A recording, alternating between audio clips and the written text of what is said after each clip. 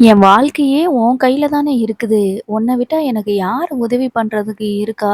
இந்த சோழனுக்கு நீ தானே உதவி பண்ணணும் அப்படின்னு சொல்லிட்டு, சோழன் போயி அவங்க கார் ஓனர் கிட்ட போயி பேசிக்கிட்டு இருக்கிறாரு. "டேய் சோழா! நீ என்ன வேணாலும் கேளு. ஆனா பணத்த மட்டும் நீ கேட்காத. மத்தபடி வேற என்னனாலும் சொல்லு. அண்ணன் உனக்காக செய்றேன். மறுபடியும் மறுபடியும் பணத்த மட்டும் கேட்டுட்டு இருக்காத" அப்படின்னு சொல்லி சொல்றாங்க. "அண்ணே இப்படிலாம் சொல்லாதண்ணே. என் வாழ்க்கையே உன் கையில தானே இருக்குது. நீ தானே எனக்கு எப்படியாவது உதவி பண்ணியே ஆகணும்.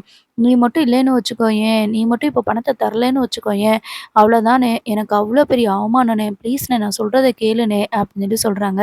"அப்படி என்னடா உனக்கு அவ்வளோ பெரிய அவமானம் தர்ற அளவுக்கு அப்படி என்னடா நடந்துருச்சு சோலா?" அப்படின்னு சொல்லிட்டு கேட்குறாங்க. "இல்லண்ணே, என் மாமனார் வந்திருந்தாரு" அப்படின்னு சொல்லி சொல்றாங்க. "சரி வந்திருக்கட்டும், நல்லது தானே. உன் மாமனார் வந்திருந்தா அவருக்கு செலவு பண்றதுக்கு என்னடா 2,00,000மாடா வேணும்?" அப்படின்னு சொல்லிட்டு கேட்குறாங்க. ஐயோ! அது இல்லண்ணே. என் மாமனார் வந்துட்டு எங்க வீட்ல என் பொண்டாட்டி ரொம்ப சந்தோஷமாவே இல்லையாம். என்னைய கூப்பிட்டுட்டு சொல்லிட்டு போறாருண்ணே அப்படின்னு சொல்லி சொல்றாங்க. அந்த பொண்ணு சொல்லுச்சா, "நான் இந்த வீட்ல சந்தோஷமா இல்ல. எனக்கு இந்த வீட்ல இருக்கவே பிடிக்கல" அப்படின்னு சொல்லிட்டு அந்த பொண்ணு ஏதாவது சொல்லுச்சா? அந்த பொண்ணு எதுவுமே சொல்லலைல. அப்புறம் என்னடா உனக்கு?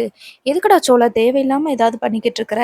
உன் மாமனாரு உன்னைய சும்மா கடுப்பேத்தணுன்றதுக்காக ஏதாவது சொல்லியிருப்பாருன்னு நான் நெனைக்கிறேன் அப்படின்னு சொல்லி சொல்றாங்க. அப்படிலாம் எதுவும் இல்லண்ணே. வீட்ல ஒரு டிவி கூட இல்ல. எந்த பொருளுமே இல்ல. நல்லா உட்கார்றதுக்கு ஒரு சேர் கூட நல்ல சேரா இல்ல. இப்படி இருக்கும்போது என் மக எப்படி இங்க வந்து சந்தோஷமா இருப்பா? அவ எப்படி இருந்தா தெரியுமா? ராணி மாதிரி இருந்தா. உங்க வீட்ல வந்து அவ கஷ்டப்படுறா அப்படின்னு சொல்லிட்டு என் மாமனார் சொன்னாருண்ணே. எனக்கு அத கேட்டதுலருந்து மனசே சரியில்ல. அதனால தானே என் மாமனார்கிட்ட நான் சவால் விட்டேன். ஏதாவது ஒரு பிளாட் வாடகைக்கு பிடிச்சு, அங்க தேவையான பொருள் எல்லாத்தையுமே வாங்கி போட்டு, எப்படியாவது என் பொண்டாட்டிய அங்க கூட்டிட்டு போயிறணும். அவள நான் ராணி மாரி பார்த்துக்கிறணும்னு நான் நெனைக்கிறேனே. இதுல ஏதாவது தப்பு இருக்காண்ணே? அப்படின்னு சொல்லி சொல்றாங்க. டேய்! பொண்டாட்டிய நல்லா பார்த்துக்கணும். ரொம்ப ராணி மாரி பார்த்துக்கிறணும், சந்தோஷமா பார்த்துக்கிறணும்னு நெனைக்கிறதுல தப்பே இல்லடா சோழான். ஆனா, அதுக்காக நீ ரூ. 2,00,000 கேட்டா எப்புட்றா தர முடியும்? அதான் உன் மாமனார் சொல்லியிருக்கார்ல, சொந்தமா பிளாட்டே வாங்கி குடுக்குறேன். எல்லா ஜாமானும் வாங்கி போட்டுர்றேன். டிவி, ஃப்ரிட்ஜு, வாஷிங் மிஷின் எல்லாமே வாங்கி போட்டுர்றேன். நீங்க கூட்டிட்டு போயி என் பொண்ண கூட்டிட்டு போய் சந்தோஷமா அங்க வாழ்ந்தா போதும்ன்னு சொல்லியிருக்காருல்ல சோழா. பேசாம அத செஞ்சுட்டு போயேன். எதுக்கு தேவையில்லாம இப்படிலாம் பண்ணிக்கிட்டு, கடன் வாங்கிக்கிட்டு, இதெல்லாம் தேவையா உனக்கு? அப்படின்னு சொல்லி சொல்றாங்க. அண்ணே அப்படிலாம் எதுவும் இல்லண்ணே. நான் அவமானப்பட்டா உனக்கு சந்தோஷமா? சரிண்ணே, பரவால்ல. அந்த ஆளு தான் என்னைய இப்படி அவமானப்படுத்துறாரு. நான் வேற யார்ட்ட போய் நிப்பேன்? நான் உன்கிட்ட வந்து கேட்டது தப்பு தானே! இனிமே நான் கேட்க மாட்டேனே! நான் எப்படியோ எக்கேடோ கெட்டு போறேன். அவ்வளோதானே! நீ இந்த தமிழ் மேல பாசம் இல்லைல உனக்கு, அப்படி இப்படின்னு சொல்லிட்டு கத்த. இவன் வேற நம்ம ரூ. 2,00,000 தரல அப்படின்னா, ஒரு வேள டியூக்கு கட்ட வேண்டிய காசு கீசு வச்சிருந்தா எடுத்துட்டு போயிருவானோ! ஏற்கனவே ரூ. 5,00,000 கேட்டு நம்ம தரலன்னு சொன்னதுனால தான் பெரிய பிரச்சனையாச்சு. இப்போ அவ்வளோலாம் பணம் இல்ல. அ கொஞ்சம் கொஞ்சமா குடுப்போம் அப்படின்னு சொல்லிட்டு, சரிடா சோளா என்கிட்ட அவ்வளோ பணம்லாம் இல்ல. ஒரு 50,000 இருக்குது. ஒரு 50,000 இருக்கு. இப்போதைக்கு அத வாங்கிட்டு போ. அப்படின்னு சொல்லிட்டு இந்த காரோட ஓனர் சொல்ல, "அண்ணே என்னண்ணே சொல்ற? 50,000லாம் எனக்கு பத்தாதுண்ணே. வீட்டோட அட்வான்ஸே ரூ. 2,00,000 அப்படின்னு சொல்லி சொல்றாங்க. "என்னடா சொல்ற? ரூ. 2,00,000 அப்படின்னுட்டு கேட்குறாங்க. "ஆமாண்ணே. இப்போ வீடு கம்மியான ரேட்டுக்கு எங்க கிடைக்குது சொல்லு பாப்போம் வாடகைக்கு? ஒருத்தன்லாம் குருவி கூடு மாரி வச்சிருக்கானே! அந்த வீட்டுக்கு ரூ. 15,000 வாடகை கேட்கான். ரூ. 1,50,000 அட்வான்ஸ் கேட்கான். இருந்தாலும் என் பொண்டாட்டிய ஓரளவுக்காவது கொஞ்சமாவது பெரிய வீட்ல வச்சுக்கணும்லண்ணே! அதனால தானே மாசம் ரூ. 20,000 வாடகை. அது மட்டும் இல்ல அட்வான்ஸ் ரூ. 2,00,000ண்ணே அப்படின்னு சொல்லி சொல்றாங்க. டேய் சோலா கொஞ்சம் யோசிச்சுக்கோடா! உங்க மாமனார்கிட்ட சவால் விடுறதுக்கு முன்னாடி கொஞ்சமாவது யோசிச்சிருக்கணும்லடா! அந்த வீட்டுக்கு தேவையான பொருளெல்லாம் வாங்கி போட்டுருவேன்னு சொன்னா கூட நான் ஒத்துக்குருவேன்டா. ஆனா ரூ. 20,000 வாடகை குடுத்து உன்னால எப்புட்றா வெளில சமாளிக்க முடியும்? கண்டிப்பா முடியாது. கொஞ்சம் சவால் விடுறதுக்கு முன்னாடி யோசிச்சு பார்த்துருக்க கூடாது? அப்படின்னு சொல்லி சொல்றாங்க. அண்ணே அது என் பிரச்சனை. அத நான் பார்த்துக்குருவேன். முதல்ல நீங்க எனக்கு பணத்த குடுங்க. நீங்க சொன்ன மாரி இப்போ ஒரு ரூ. 50,000 குடுத்துருக்கீங்கல்ல, இத போய் நான் முதல்ல டோக்கன் அட்வான்ஸா குடுத்துர்றேன். அதுக்கப்புறம் எனக்கு எப்படியாவது பணத்த ரெடி பண்ணி குடுத்துருங்கண்ணே. நான் உங்கள நம்பி தான் இருக்கேன். என் பொண்டாட்டி முன்னாடி என்னைய அவமானப்படுத்திறாதண்ணே! அப்படின்னு சொல்லிட்டு அந்த 50,000த்த வாங்கிட்டு தேங்க்ஸ்ண்ணே, தேங்க்ஸ்ண்ணேன்னு சொல்லிட்டு கிளம்பி போயிடுறாங்க. இவரு ஓனர் இருந்துட்டு, "டேய் சோலா, சோலா வெட்டி வேல பார்க்காதடா! நான் சொல்றத கொஞ்சம் கேளுடா" அப்படின்னு கத்துக்கிட்டே இருக்கிறாரு. இருந்தாலும் நாளைக்கு வரேனே, பணத்த ரெடி பண்ணி வச்சுர்றேனே, தம்பிக்காக இத மட்டும் செய்யணே அப்படின்னு சொல்லிட்டே போயிடுறாரு. ஸோ நேரா வீட்டுக்கு போனதுமேனு பாண்டிகிட்ட, "டேய் பாண்டி, வா நம்ம போய் அட்வான்ஸ் குடுத்துட்டு வந்துரலாமா?" அப்படின்னு சொல்லிட்டு கடையில போய் கேட்குறாரு. உடனே பாண்டி இருந்துட்டு, "என்னடா சொல்ற? பணத்த ரெடி பண்ணிட்டியா?" அப்படின்னு சொல்லி கேட்குறாங்க. "இல்லடா, முழு பணமும் ரெடி பண்ணல. நாளைக்கு கிடைச்சிரும். இன்னைக்கு கொஞ்சம் பணம் கிடைச்சிருக்கு. சும்மா டோக்கன் அட்வான்ஸ் மாரி குடுத்துட்டு வந்துரலாமே. அப்பதான் வீடு வேற யாருக்கும் குடுக்காம இருப்பாங்க." அப்படின்னு சொல்லி சொல்றாங்க. "சரிடா, அதெல்லாம் சரிதான். முதல்ல அந்த வீட்ல வாழ போறது நீயும் அண்ணியும் தான்டா. அண்ணிய கூட்டிட்டு போய் முதல்ல காட்டுறா. வீடு எப்படி இருக்கு? அவங்களுக்கெல்லாம் சரியா இருக்கான்னு முதல்ல காட்டு. எப்பயுமே வந்து லேடீஸ் தான் முதல்ல வீட பார்ப்பாங்க. அவங்களுக்கு தான் அது கம்ஃபர்டபுளா இருக்குமான்னு தெரியும்." அப்படின்னு சொல்லி சொல்றாங்க. "ஓ! நீ அப்படி சொல்றீல. அதுவும் சரிதான். பேசாம நிலாவ கூட்டிட்டு போய் முதல்ல காட்டிட்டு, அப்படியே அட்வான்ஸ குடுத்துட்டு வந்துர்றேன்." அப்படின்னு சொல்லிட்டு வீட்டுக்கு போறாரு. வீட்டுக்கு போனதுமேனு நம்ம சேரன் இருக்காங்க. சேரனும், பல்லவனும் உட்காந்துட்டுருக்காங்க. நம்ம நிலா வந்துட்டு ரூம்குள்ள கம்ப்யூட்டர்ல ஒர்க் பண்ணிட்டுருக்காங்க லேப்டாப்ல. அப்போ நம்ம சேரன் கிட்ட, "அண்ணே, நான் வீடு பார்த்துட்டேனே. அட்வான்ஸு ரூ. 2,00,000ண்ணே. வாடகை ரூ. 20,000 அப்படின்னு சொல்லி சொல்றாங்க. "டேய் என்னடா சொல்ற? 20,000க்கு வாடகைக்கு வீடு பார்த்துருக்கியா? அதுக்கு குறைஞ்சு பார்க்க வேண்டியது தானடா? ரூ. 20,000 மாசம் உன்னால குடுக்க முடியுமா?" அப்படின்னு சொல்லிட்டு கேட்குறாங்க. "நீ வேறண்ணே, இருக்கிறதுலே கம்மியான வாடகையே இந்த 20,000 தான். இதுக்கு மேல கம்மியா வீடு கிடைக்கவே இல்லண்ணே. தெரு தெருவா நாய் மாதிரி அலைஞ்சு பார்த்துட்டேன். வீடே கிடைக்கலண்ணே." அப்படின்னு சொல்லி சொல்றாங்க. "சரிடா, ரூ.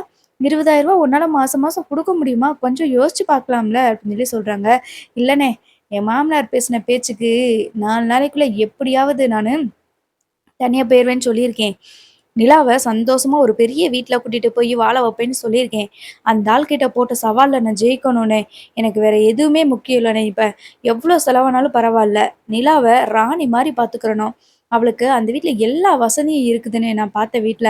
அதனால தானே சொல்றேன். அவள எப்படியாவது நாம அங்க கூட்டிட்டு போயி அவளுக்கு தேவையான எல்லாமே வாங்கி குடுத்து, அவங்க அப்பா எப்படி பார்த்துக்கிட்டாரோ, அவர விட நான் பல மடங்கு நல்லா பார்த்துக்கிறணும்னு நெனைக்கிறேனே." அப்படின்னு சொல்லி சொல்றாங்க. அப்படியே பேசிட்டு இருக்கும்போது பல்லவன் வந்துட்டு, "என்னண்ணே, அண்ணன் உண்மையாவே கூட்டிட்டு போயிருமா அண்ணிய? அண்ணி இனிமே இங்க இருக்க மாட்டாங்களா?" அப்படின்னு சொல்லிட்டு கேட்குறாங்க. சேரன் வந்துட்டு, "சரி விட்றா, அவனுக்கு எது விருப்பமோ அத பண்றான். இதுக்கு மேல நம்மளால எதுவும் பண்ண முடியாது. போனா அவங்க தனியா போணும்னா போகட்டும் பல்லவா. தேவையில்லாம நீ எதுவும் பேசாத. இங்க தானே இருக்காங்க.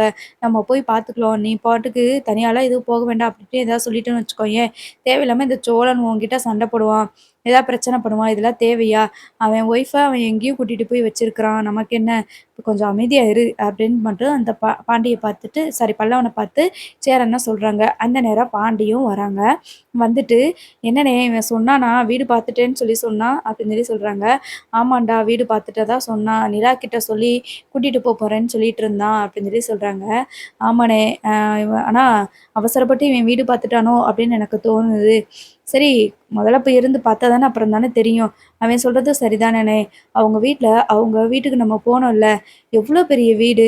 அவங்க வீட்டு ஸ்டோர் ரூம் அளவுக்கு தான் நம்ம வீட்ல இருக்கிற ஹாலே இருக்குது. அப்படி வசதியா வாழ்ந்தவங்க, கொஞ்சமாவது நமக்கு நம்ம மேல உள்ள அன்புனாலயும், நம்ம மேல உள்ள பாசத்தினாலதையும் எல்லாத்துமே வந்து கம்ஃபர்டபுளா இருக்கு." அப்படின்னு சொல்லி சொல்றாங்க.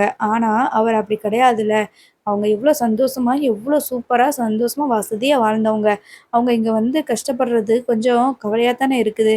அப்ப நமக்கே இந்த மாரி கஷ்டமா இருக்கும்போது, சோழனுக்கும் ஃபீல் பண்ணத்தானே செய்வாங்க.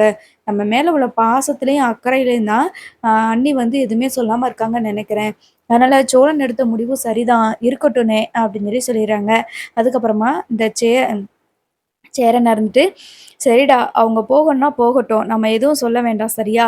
அப்படின்னு சொல்லி சொல்லிக்கிறாங்க. "டேய் பல்லவா, நீயி அவங்க போகும்போது எதுவும் சொல்லக்கூடாது சரியா?" அப்படின்னு சொல்லி சொல்லும்போது, சரிண்ணே." அப்படின்னு சொல்லிட்டு அவர் அப்படியே அமைதியா உட்காந்துருக்கிறாரு. அந்த நேரம் நிலாவ போயி சோழன் கூப்பிடுறாங்க. "நிலா, நான் ஒரு இடத்துக்கு போவோம் நம்ம. வா கிளம்பு." அப்படின்னு சொல்லி சொல்றாங்க. "எங்க போறோம் சோழன்?" அப்படின்னு சொல்லி சொல்லும்போது, "ஏன் சொன்னா தான் வருவியா? நான் எங்கேயாவது கிளம்புன்னு சொன்னா, என் பேச்ச கேட்டு நீ கிளம்ப மாட்டியா? என் மேல உனக்கு நம்பிக்கை இல்லையா?" அப்படி இப்படின்னு சொல்லிட்டு பேசிக்கிட்டே போறாங்க. அதுக்கு நிலா இருந்துட்டு, "கொஞ்சம் பொறுமையா இருங்க சோழன். நான் எங்க போறோம்ன்னு மட்டும் தான் கேட்டேன். சரி வாங்க கிளம்புவோம். நானும் வரேன்." அப்படின்னு சொல்லிட்டு அப்படியே அவங்க கிளம்புறாங்க. அதுக்கப்புறமா ஆ நம்ம சோழன் வந்துட்டு, "அண்ணே நான் போயிட்டு வரேனே." அப்படின்னு சொல்லிட்டு கூட்டிட்டு போறாங்க. நிலாவுக்கு ஒரே கன்ஃப்யூஸா இருக்கு. "எங்க கூட்டிட்டு போறாரு இவரு?" அப்படின்னு சொல்லிட்டு, "சரிண்ணே, நான் போய் பார்த்துட்டு வந்துர்றேன். நான் போயிட்டு வரேன்." அப்படின்னு மட்டும் சொல்றாங்க நிலா. "சரிப்பா, போய் பார்த்து போயிட்டு வாங்க." அப்படின்னு சொல்லிட்டு நம்ம சேரன அப்படியே அனுப்பி வைக்கிறாங்க. நிலாவுக்கு கடைசி வரைக்குமே தெரியாது. அதுக்கப்புறமா அந்த வீட்டுக்கு போயிட்டு, அந்த வீட்டு ஓனர்கிட்ட இவங்க தான் என் ஒய்ஃபு அப்படின்னு சொல்லி சொல்றாங்க. "ஓ! அப்படியா? வாங்கம்மா" அப்படின்னு சொல்லி சொல்றாங்க. "வீட்ட என் ஒய்ஃப பார்க்கணும். என் ஒய்ஃபு கிட்ட வீட்ட காட்டணும். காட்டலாமா?" அப்படின்னு சொல்லி கேட்குறாங்க. தாராளமா காட்டுங்க" அப்படின்னு சொல்லும்போது, அந்த வீட்ல இருக்கிறது எல்லாத்தையுமே வந்துட்டு வந்து காட்டிட்டுருக்காங்க. "இங்க பாரு பால்கனி இருக்கு. இங்க பாரு 2 பெட்ரூம் இருக்குது. அ இங்க வந்து ஹால் இருக்குது. இங்க கிச்சன் உனக்கு நின்னு சமைக்கிறதுக்கு சூப்பரா இருக்குது" அப்படின்னு சொல்லிட்டு எல்லாத்தையுமே காட்டிட்டுருக்காங்க. அதுக்கப்புறமா இப்போ நம்ம நிலா இருந்துட்டு, "ஒரு நிமிஷம் நில்லுங்க சோழன். இது எல்லாத்தையுமே எதுக்கு என்ட்ட காட்டிட்டுருக்கீங்க?" அப்படின்னு சொல்லி சொல்றாங்க. அதுக்கு சோழன் இருந்துட்டு, "அப்புறம் இத உன்கிட்ட காட்டாம வேற யார்கிட்ட காட்ட? இதுதான் நம்ம வாழப் போற வசந்த மாளிகை நிலா இது" அப்படின்னு சொல்லி சொல்ல, உடனே நிலாவுக்கு பயங்கரமா கோவம் வருது. "என்ன சோழன் சொல்றீங்க?" அப்படின்னு சொல்லிட்டு கேட்குறாங்க. "ஏன் ஆமா நிலா. இதுதான் இனிமே நம்ம வீடு. இங்க தான் இனிமே இருக்க போறோம். இங்க உனக்கு தேவையான எல்லா திங்ஸுமே வாங்கி போடப் போறேன். சோபாலருந்து, ஃப்ரிட்ஜு, வாஷிங் மிஷினு, இதோ இந்த இடத்துல ஏசி எல்லாமே வந்து வாங்கி வைக்கலான்னு சொல்லி நான் நெனச்சிருக்கேன். சூப்பரா இருக்குல்ல? இங்க பாரேன் நைட்டு டயத்துல நம்ம 2 பேரும் இந்த பால்கனில நின்னுக்கிட்டேன்னு காஃபி குடிச்சா ரொம்ப சூப்பரா இருக்கும்ல? நல்லா இருக்கா? உனக்கு பிடிச்சிருக்கா?" அப்படின்னு சொல்லிட்டு கேட்குறாங்க. "என்ன சோழன் சொல்றீங்க? நீங்க சொல்றது எனக்கு ஒண்ணுமே புரியல. இது எதுக்கு இப்ப நமக்கு எதுக்கு இப்ப வீடு? நமக்கு இந்த வீடு தேவையில்லையே! நமக்கு தான் வீடு இருக்கே!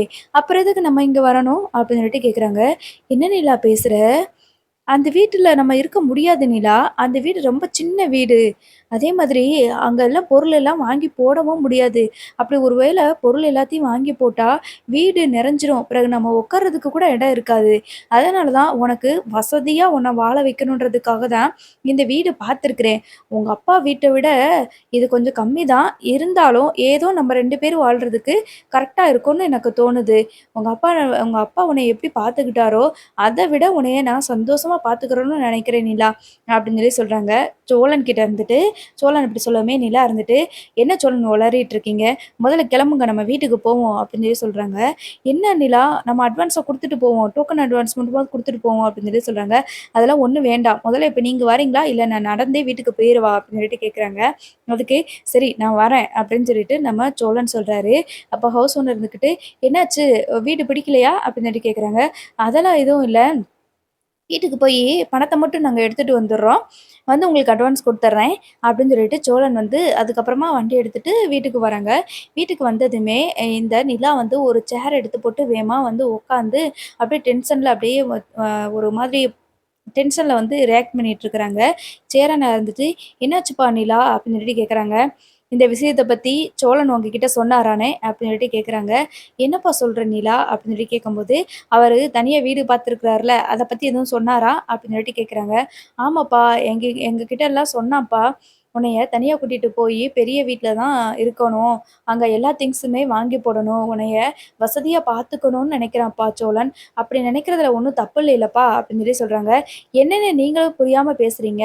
நான் சொன்னேனா, இங்க எனக்கு கம்ஃபர்டபுளா இல்ல. எனக்கு இங்க ரொம்ப கஷ்டமா இருக்குது இந்த வீட்ல இருக்கிறதுக்கு." அப்படின்னு யார்கிட்டயாவது நான் சொன்னேனா? அப்படின்னு சொல்லி சொல்றாங்க. சோழன் இருந்துட்டு, "ஏன் நிலா இப்ப இப்படி பேசிட்டு இருக்கிற?